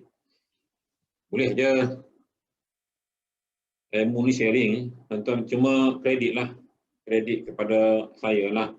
Nampak sangat kalau kita tak kredit tu, mana kita tak ucap terima kasih, kita kredit. Saya pun kalau saya guna posting Dr. Zubaidi, saya akan tulis kredit tu Dr. Zubaidi. Kredit tu Dr. Salman. Tuan-tuan, saya tahun lepas, saya mula buka kedai. Saya tak cerita lagi yang ni tau. Saya mula buka kedai 2018 Disember. Sebab 2014 hingga 2016, 2017, saya buat kat rumah je. Yang saya boleh pergi Turki tu semua buat kat rumah. Saya pun mula buka premis. Disember 2018. Beroperasilah sehingga Mac 2020. Setahun 3 bulan. Tiba-tiba kena tutup kerana PKP. Kita akur, kita tutup 3 bulan, tuan-tuan. Tutup satu hal, dapat notis suruh pindah sebab owner kedai nak besarkan kedai, restorannya tu. Dia nak ambil semua kedai-kedai sekitar saya tu, 4 kedai. Jadi, bila saya ambil kedai lama tu, saya tak tengok agreement apa-apa sebab ambil daripada kawan. Jadi nak buat kata macam mana? Jadi saya terpaksa dalam bulan Ramadan tahun lepas, cari kedai baru. Dah tutup 3 bulan tuan-tuan sebab PKP kan. Tapi gaji staf mampu bayar. Sebab kita ada backup, kita ada cash flow banyak. Tutup 3 bulan, cari kedai, dapat kedai lain. Alhamdulillah, jalan 5F. Jalan belakang sikit. Dengan sewanya sekarang ini 2,500. Kedai lama 1,500. Saya kena bayar ekstra 1,000 lebih. Kedai baru ni, sebab lokasi tu depan jalan tu. Saya start operasi bulan 6 tahun lepas. Bulan 6 2020 hinggalah sekarang inilah. Jadi ini jatuh bangun saya. Jatuh bangun saya dalam perniagaan oleh house. Alang-alang orang down habis. Tutup 3 bulan, lepas tu kena pindah. Dah lah pindah kedai baru, nak kena renovate semua, habis kat 20,000. Tapi ini adalah, saya nak beritahu, bila kita dah lalui jerit perit payah dalam perniagaan ini, benda macam ni ibarat kuman kecil dalam ujian. Bukan kata nak sembang besar. Saya tak heran pun. Saya hadapi macam biasa je. Mana kalau orang tengok tu, ustaz, 3 bulan tak bayar apa ni, kedai tutup, boleh hidup. Saya kata boleh. Sale saya maintain. Sale saya still 50k ke atas walaupun saya tutup 3 bulan. Maknanya saya buat kat rumah, gitu-gitu. Masih boleh maintain 50 ke atas. Tuan-tuan bayangkan, dalam 3 bulan tu. Jadi ini benda yang berlaku pada saya lah. Yang mungkin setengah orang dia tak mampu hadapi, boleh menyebabkan dia collapse, terus jatuh terduduk. Sebab ini bisnes bukan senang, perniagaan. Tapi saya bangkit. Pada saya ini ujian kecil. Sebab ada orang yang lebih teruk ujian. Mungkin antara faktor sebab saya dah selesai keuangan sebelum saya berhenti. Itu target saya. Sebelum saya berhenti full time ini, saya dah free keuangan. Saya tidak ada hutang dengan bank. Saya dah settle semua benda. Hanya rumah belum, sebab rumah loan kerajaan. Jadi saya tidak ada pinjaman bank, saya dah settle semua. Maknanya saya tidak ada komitmen bulanan yang perlu saya jelaskan. Okay? Hanya saja bila saya dah maju sedikit, jadi kereta pun takkan nak pakai. Dulu saya pakai Avanza. Waktu saya mengajar dulu pakai Avanza. Lepas tu jadi pesyarah, naik taraf sikit, saya pakai Innova. Waktu pesyarah, sepenuhnya usahawan, saya tukar Innova kepada Estima. Estima. Lepas tu adalah beli Merc, sekejap jual, pakai Saga, pakai. Lagi saya tak suka kita mewah sangat lah. Maknanya, janji keperluan kan. Sekarang ni semua dibayar oleh syarikat lah. Syarikat bayar semua. Jadi Estima syarikat bayar, kereta Saga yang tu pun syarikat bayar. Banyak kan dibayari oleh syarikat oleh putera lah. Jadi maknanya, satu tahap tu kita dah relax dah tau, kita tak payah fikir sebab semua dia akan tolak akaun syarikat. Jadi kita kena usaha maintain jualan, insya-Allah dapat cover semua benda. Bahkan saya dapat beli rumah secara tunai, emas pun sudah hampir berkilo lah emas. Zakat baru ni pun dah berapa ribu kalau zakat baru ni. Jadi maknanya benda tu ada sebab kita dah ada cash flow yang banyak. Sebab kita tak ada hutang. Dia yang sakit ni kalau bisnes, kalau kita ada hutang sakit sikit. Sebab tu Ustaz Aidil dia tidak mahu ejen oleh hak ataupun yang terlibat ni kalau boleh jangan berhutang. Dia suruh guna apa semua yang ada yang lain yang boleh kita bina balik kita punya bisnes. Next slide ni, dah 10.40, takut ada habis. Apa faedah yang perlu melalui bisnes OH? Okey, baik. Saya cerita sikit, nonton lihat. Yang pertama, untung runcit. Setiap jualan, sebelah kiri slide setiap jualan akan ada untung runcit. Jadi untung runcit ni ialah percentage yang tuan-tuan dapat hasil jualan produk oleh house. Bagi ejen afiat AA, tuan-tuan perempuan akan dapat 20%, 20% margin keuntungan. Jadi untuk mudah faham, tuan-tuan jual Olive Tea RM119.90, untung runcit tuan-tuan dapat 20% bersamaan dengan RM23.90. Itu untung runcit tuan-tuan dapat daripada sebotol Olive. Kalau tuan-tuan cerdik kan, tuan-tuan asingkan modal dengan untung. Oh, nampak? Baru nampak. Tapi kalau main keluar laci yang sama, jam. Semua tarik laci yang sama. Anak nak beli aiskrim pun tarik laci yang sama. Pergi shopping beras pun tarik laci yang sama. Memang out kita punya pengusaha keuangan. Jadi kena asingkan. Oh, nampak untung. Jadi bila kita kata RM23.9, tuan-tuan jual 5 botol Olivi, tuan-tuan dah dapat margin 100 lebih. Ini margin, keuntungan. Jadi yang buat part time sekarang, yang duduk di rumah, yang tak guna sewa kedai, yang tak balak bayar staff, tuan-tuan dapat bersih tu. Jadi yang modal tadi, gunakan untuk beli barang, yang bersih simpan. Mungkin yang bersih ini tuan-tuan sama ada tuan-tuan boleh tambah ia sebagai modal pusingan, ataupun tuan-tuan nak beli aset ke apa, yang mungkin belum sampai tahap tu, tapi boleh je kalau ada keazaman untuk bersihnya, aku nak beli emas ke, aku nak settle kereta cepat habis ke, nak buat full settlement kereta ke, atau apa saja benda lain yang tuan nak buat. Tetapi cuba hasilkan, nampak untung, kalau tidak tuan nak kira. Maka itu untuk runcit bagi AA, Afiat Agent. Kira lah kalau tuan-tuan jual D5 RM69 sampai sen kan. Tuan-tuan punya keuntungan RM13.9 atau RM14 lah. Ini untung runcit. Untung, bukan rugi, untung. Cuba kali 10 botol, 100. Jadi kalau kita lihat, kalau tuan-tuan boleh jual 10 botol pun, Olivi 10 botol, JD 10 botol sebulan, contoh yang lain pun 10 botol, saya duduk tengok-tengok, bodoh-bodoh pun, tuan-tuan boleh dapat 300 sebulan untuk runcit. 300 lebih. 300 lebih ke 400, kalau boleh jual 10 botol lah, 10 botol Olivi, 10 botol JD, 10 botol PMZ, apa semua, saya rasa untuk bayaran MyAV lepas, bayaran kancil lepas, bayaran personal mungkin tambah sikit kot. Tak contoh lah. Kalau kata-kata nak settle, tak kacau gaji kita lah. Tak kacau gaji kita. Ini cerita part time lah. Yang tak kacau gaji kita. Nampak tuan-tuan? Tuan-tuan tak nampak sebab tuan-tuan tak buat kiraan. Tak buat kiraan. Kena buat kiraan. Kalau untuk Afiat Consultant, dia punya margin 30%. Jadi 30%, kalau tuan-tuan jual Olivi sebotol, dia punya margin keuntungan lebih kurang RM35. RM35.9. Banyak tak? Mana kalau 10 botol berapa duit? 300. Kalau jual Olivi. Saya baru ni jual OPU 30 botol. OPU 30 botol, RM394.9 sebotol. Saya darab dengan 30%.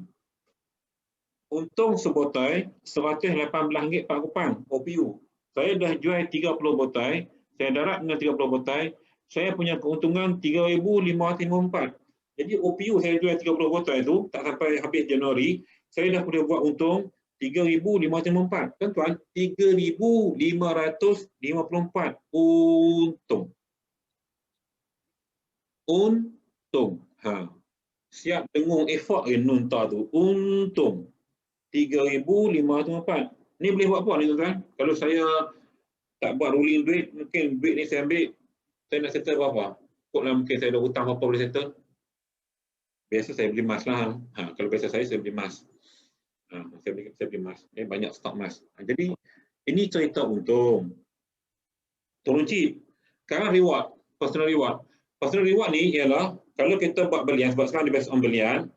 Kalau tuan-tuan beli satu jumlah, dia akan dapat personal reward bulanan. Contoh macam saya, sebab saya nak cerita hal kecil saya tak nampak, sebab saya dapat yang banyak je, saya cerita yang banyak je lah. Saya punya belian setiap bulan mesti melebihi 52,500. Itu belian saya, 52,500 dan ke atas. Setiap bulan HQ akan bayar kepada saya, dia panggil reward ni, personal reward, iaitu lebih kurang 2,100 masuk dalam akaun. Ini reward kita dapat sebulan. Untuk runcit tak kira lagi tu. 2,100. Kalau saya dapat buat belian 52,500 dan ke atas. Nampak ya? Bulan 12 baru ni saya dah buat belian 70,000 lebih. Belian saya 70,000 lebih dan saya dapat reward daripada SQ sebanyak 2,800. 2,800. Reward masuk dalam akaun. Biasa duit ni kita rolling lah. Biasa saya akan rolling beli barang, rolling untuk besarkan perniagaan. Terpulang lah. Itu reward. Okey. Nampak ya? Kemudian kita ada quarter reward. Setiap 4 bulan atau setiap 3 bulan dia ada quarter reward yang mana dia akan kumpulkan belian kita untuk selama 3 bulan atau 4 bulan tu, maka dia bagi reward lain pula. Yang ni kita pilih lah, kita nak emas ke. Baru ni saya pilih emas ya, dapat voucher emas Habib lebih kurang 1,800 voucher emas Habib. Kita pergi bawa mem kita pergi, senyum sampai telinga dia, pergi Habib, ambil nak apa 1,800, kemudian tambah duit sikit nak tambah barang yang lebih berat. Itu kita dapat quarter reward. Jadi ini benefit yang kita dapat bila kita join oleh house.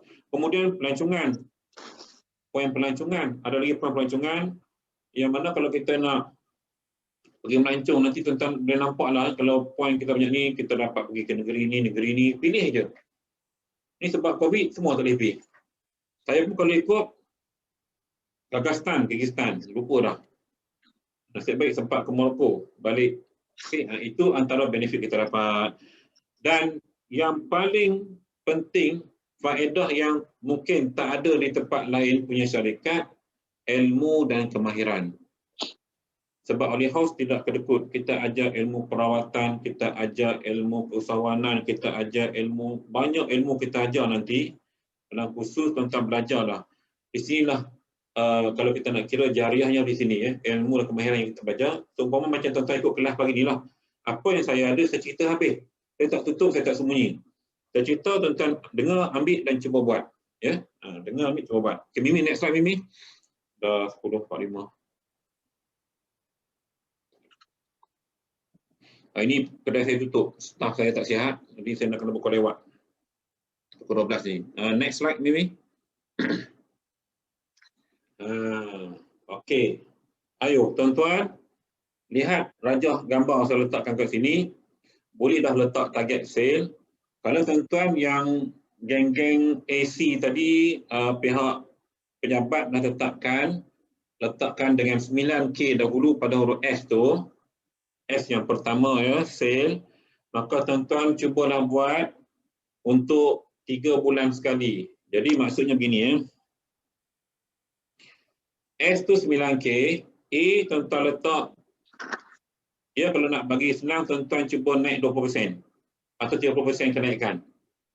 Jadi maknanya, kalau contoh mudah, 9K, kalau kita buat 30% kenaikan, 11,700, letaklah 12.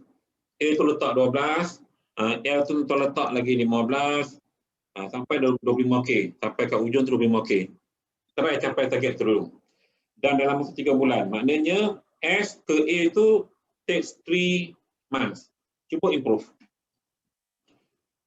Let's say kita kata S 9K from January to March. For example, from January to March, S 9K. So, usaha untuk April untuk naik 11K atau 12K punya jualan. Fikirlah. Teknik apa aku nak buat, strategi apa aku nak buat, follow up pelanggan pun kena buat, ayat marketing, ayat copywriting, ayat storytelling. Mana lagi benda-benda yang menjadi bahan tool marketing, kita cuba buat. Alright, boleh ya? Letak. Dan tampal di bilik tidur ke, pejabat kita ke, di mana-mana, supaya sentiasa kita pandang, kita lihat, yes, aku nak kena capai bulan ni, sekian-sekian jumlah. Okey, nampak ya? Ini letakkan sale, letakkan target sale. Bila wujudnya sale, automatically akan wujudnya belian. Apa yang dikira dalam reward semua ialah belian. Tuan-tuan yang letak target belian, bila letak target belian, jual yang tak tahu, nanya. Mana-mana entiti perniagaan, dia akan kira sale, dia tak kira belian. Oleh hau dia kira belian. Untuk bayar bonus semua dia kira belian lah. Hakikatnya dia pun kira jualan. HQ dijual kepada camp. Camp pula jual pada kita. Semua jualan tu. Cuma kita sendiri kena anggap kena jual dengan kira belian. Kalau kira belian akan berlaku dalam markah stok kerana ilmu jualan kita tidak ada. Ilmu jualan kita ada, tapi ilmu marketing kita tak ada. Best. Kena keseimbangan antara marketing dengan sale. Sebab tu dia ada sale, department sale, ada department marketing. Ada digabungkan department sale and marketing. Okey. Itu yang ni. Sekejap ya. Assalamualaikum. Kena tutup corona buka. Sebab staff saya sakit. Ayah kat rumah habis. Corona kat kita buka. Corona saya buka, saya ada meeting ni. Tak ada. Okay. Orang nak datang kedai, tapi kedai tutup. Sebab staff saya demam, sakit sangat hari ni, jadi dia tak dapat hadir. Tak apa lain, ujian. Okey, letak target tu. Kita letak target, insyaAllah, cuba kerja setiap 3 bulan. Maintain, naik sikit. Maintain, naik. Jangan maintain forever. Maintain 3 bulan, tengok, baru usaha untuk capai next stage. Maintain 3 bulan ke 4 bulan, nampak okey, next stage. Fikirkan tool apa yang kita nak gunakan sebagai marketing tool untuk kita capai target jualan kita tadi. Okay, next slide ini, next slide. 10 minit lagi. Tuan-tuan nak tanya ya, tanya.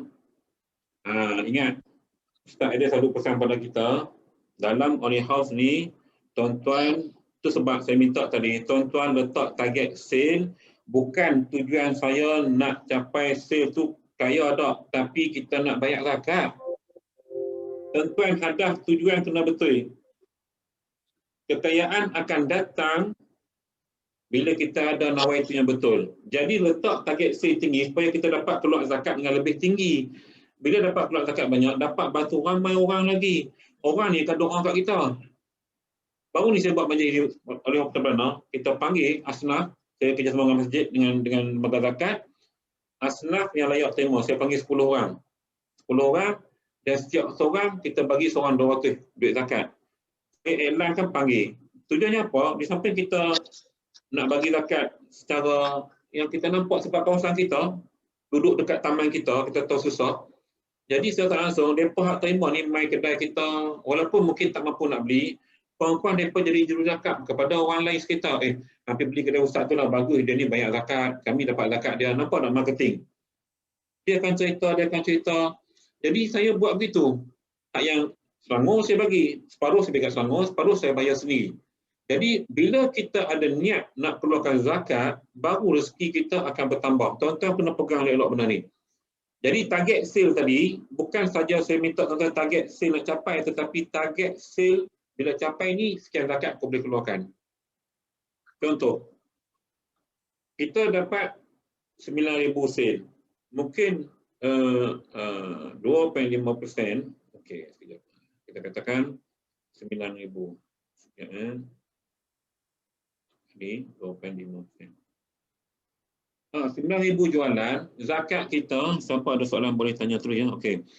Apa nama zakat kita baru 225. 225 seorang, mungkin 2 orang penerima layak kan. Sedangkan kita punya apa?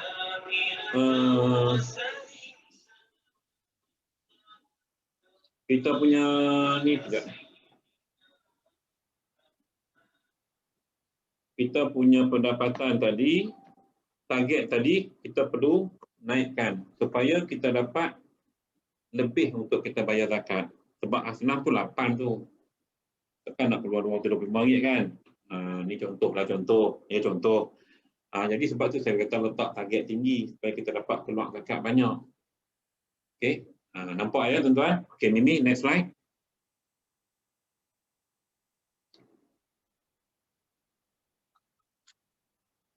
Okey. Yang saya cerita tadi ni. Yang ni tuan-tuan kena buat. Yang ni tak perlu tunggu setahun sekali. Start hari ni tuan-tuan kena buat. Mana ruang, peluang yang tuan-tuan nampak terlintas di media sosial atau terbaca di mana-mana. Kalau nak demo, tuan-tuan kena buat yang ni. Ini support income kita. Nampak macam kita keluarkan duit, tetapi itulah income kita yang kita tak nampak. Ya. Sebab tu saya ceritakan tadi, saya jadikan rumah anak yatim At-Taqwa Taman Putrajaya sebagai anak angkat oleh Putrajaya. So setiap hujung bulan, saya akan telefon pengurusan, apa benda barang tak cukup, listkan. Dia list lah, beras, tepung semua, maka saya pergi ke supermarket, saya beli-beli, bola kereta, saya hantar kat mereka.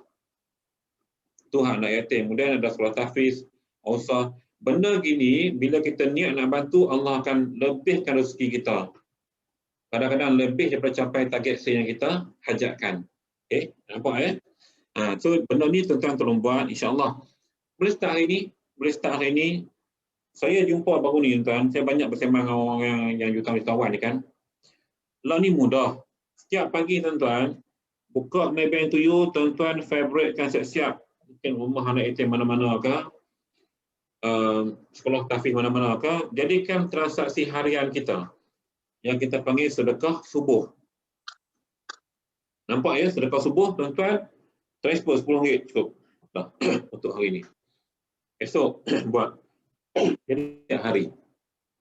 InsyaAllah rezeki murah. Ini tip. Jangan tinggal. Sebab tu Aliyah House sekarang kita dah buat benda ni. Kita buat afiat jariah kita panggil. Dan kita ada yayasan jariah. Okay? Mana benda ni kita nak buat. Lagi rezeki tu Allah Ta'ala bagi lagi banyak. Yakinlah. Dan saya cukup yakin. Sebab saya dah buat lama dah. Saya cukup yakin. Alhamdulillah. Banyak sangat. Ya Allah ganti. Okay, Mimi, next slide. Lagi 5 minit.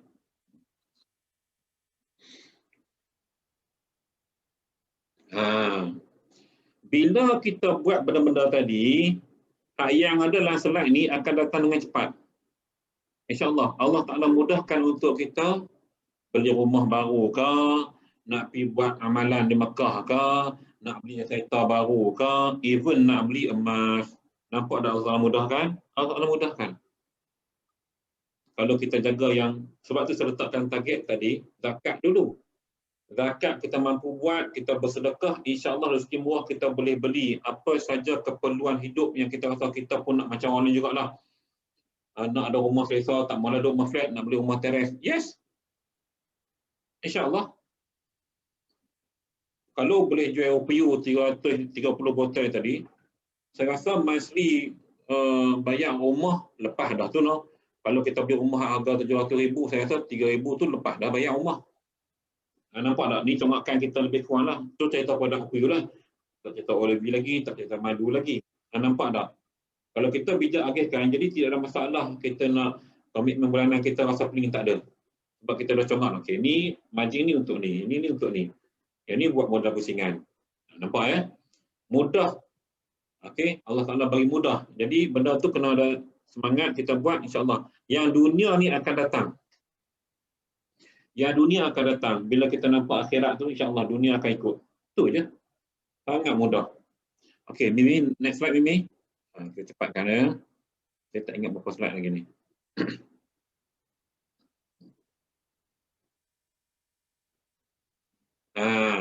Yang ni yang ditanya oleh apa nama kawan kita tadi tu yang dia kata tak yakin, apa bimbang, rasa apa kita nak rasa kita kena buang rasa bimbang. Sebenarnya memang dalam kita punya naluri ni memang selalu ada perkataan jenis bimbang ni memang kita selalu ada. Sebab kadang-kadang kita mudah hati kecil kita ni selalu duk hasut benda-benda yang negatif. Jadi sebab itu kalau dapat tuan-tuan dalam bila mana kita menjadi usahawan ni kita kena buang rasa takut yang kritikan kan, orang duk kutuk kita kena letak tepi. Tuan-tuan tak dengar kami kena maki dengan CEO apa semua, tak dengar lagi. Kalau tuan-tuan dengar CEO, oi, boleh maki betul, boleh teriak. Tapi itu adalah suatu pendorong untuk kita melakukan yang lebih baik lagi. Jadi kita kena rasa bebaskan diri kita daripada rasa takut dengan kritikan. Kita kena buang rasa bimbang, takut gagal. Yang ni ramai duk rasa kan. Kita tak boleh sampai lah 9K ni. Macam mana dia orang buat Dia tak boleh lah. Dia takut gagal tu, takut. Bimbang takut gagal. Kemudian kadang-kadang kita rasa bimbang, takut nak hadapi realiti tu. Rasa macam dengan hakikat sebenar ni boleh ke aku hadapi? Dia rasa bimbang tu lebih. Ni kena buang. Buang rasa bimbang. Takut hilang kerja. Kadang-kadang kita takut hilang kerja, 24 minggu tiba kena buang kerja. Kan? Jadi kita tu bimbang lebih, ini tak ada masalah pun. Jadi rasa bimbang ni kita kena nyahkan daripada sanubari kita, buang terus. Sebab benda ni menyebabkan kita boleh gagal. Kita boleh gagal dalam kehidupan kita. Okey, next Mimi, next. Lokus sebelah ni. Allah. Okey, jangan cakap tak ada customer nak beli. Ni mentaliti kita nah. Lama-lama dia jadi doa. Ni tak ada customer. Sembang orang tu hari ni. Dah 40 orang kita sembang cerita benda sama. Jadi doa. Orang tak main terus. Orang telefon order barang pun tak. Jadi kena cakap apa? Insya-Allah rezeki saya meletup hari ni. Kena ada benda tu tuan-tuan. Jadi jangan bercakap barang tak laku, customer tak main. Kena cakap kata insya-Allah aku punya rezeki hari ni banyak. Kena anggap macam tu. Okey. Next slide Mimi, next slide.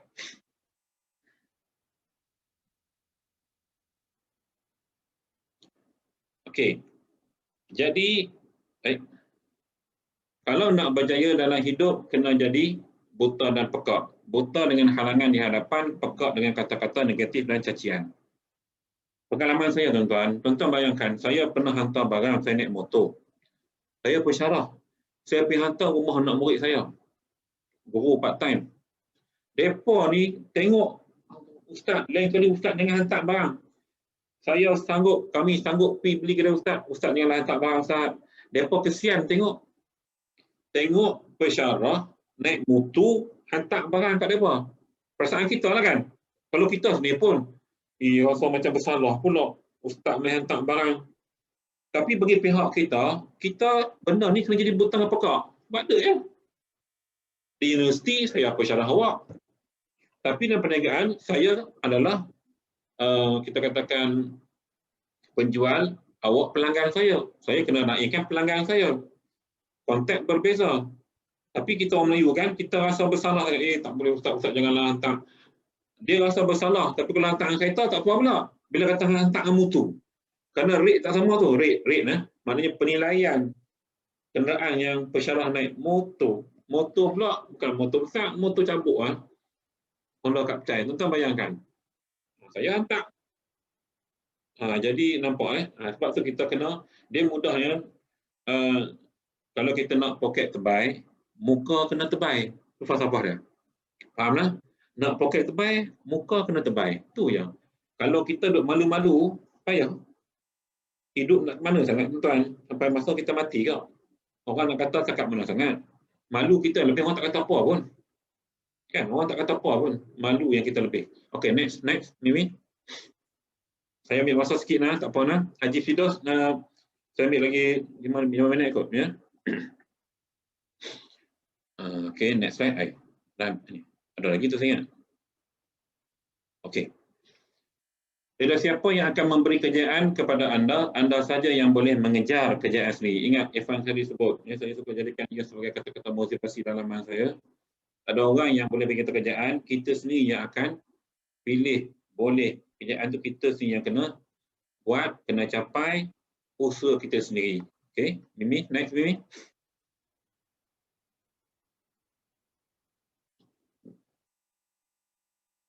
Baik, dah habis kita ya. Okey, saya rasa sekadar itu dulu. InsyaAllah sebab kadang-kadang masa sangat mencemburui.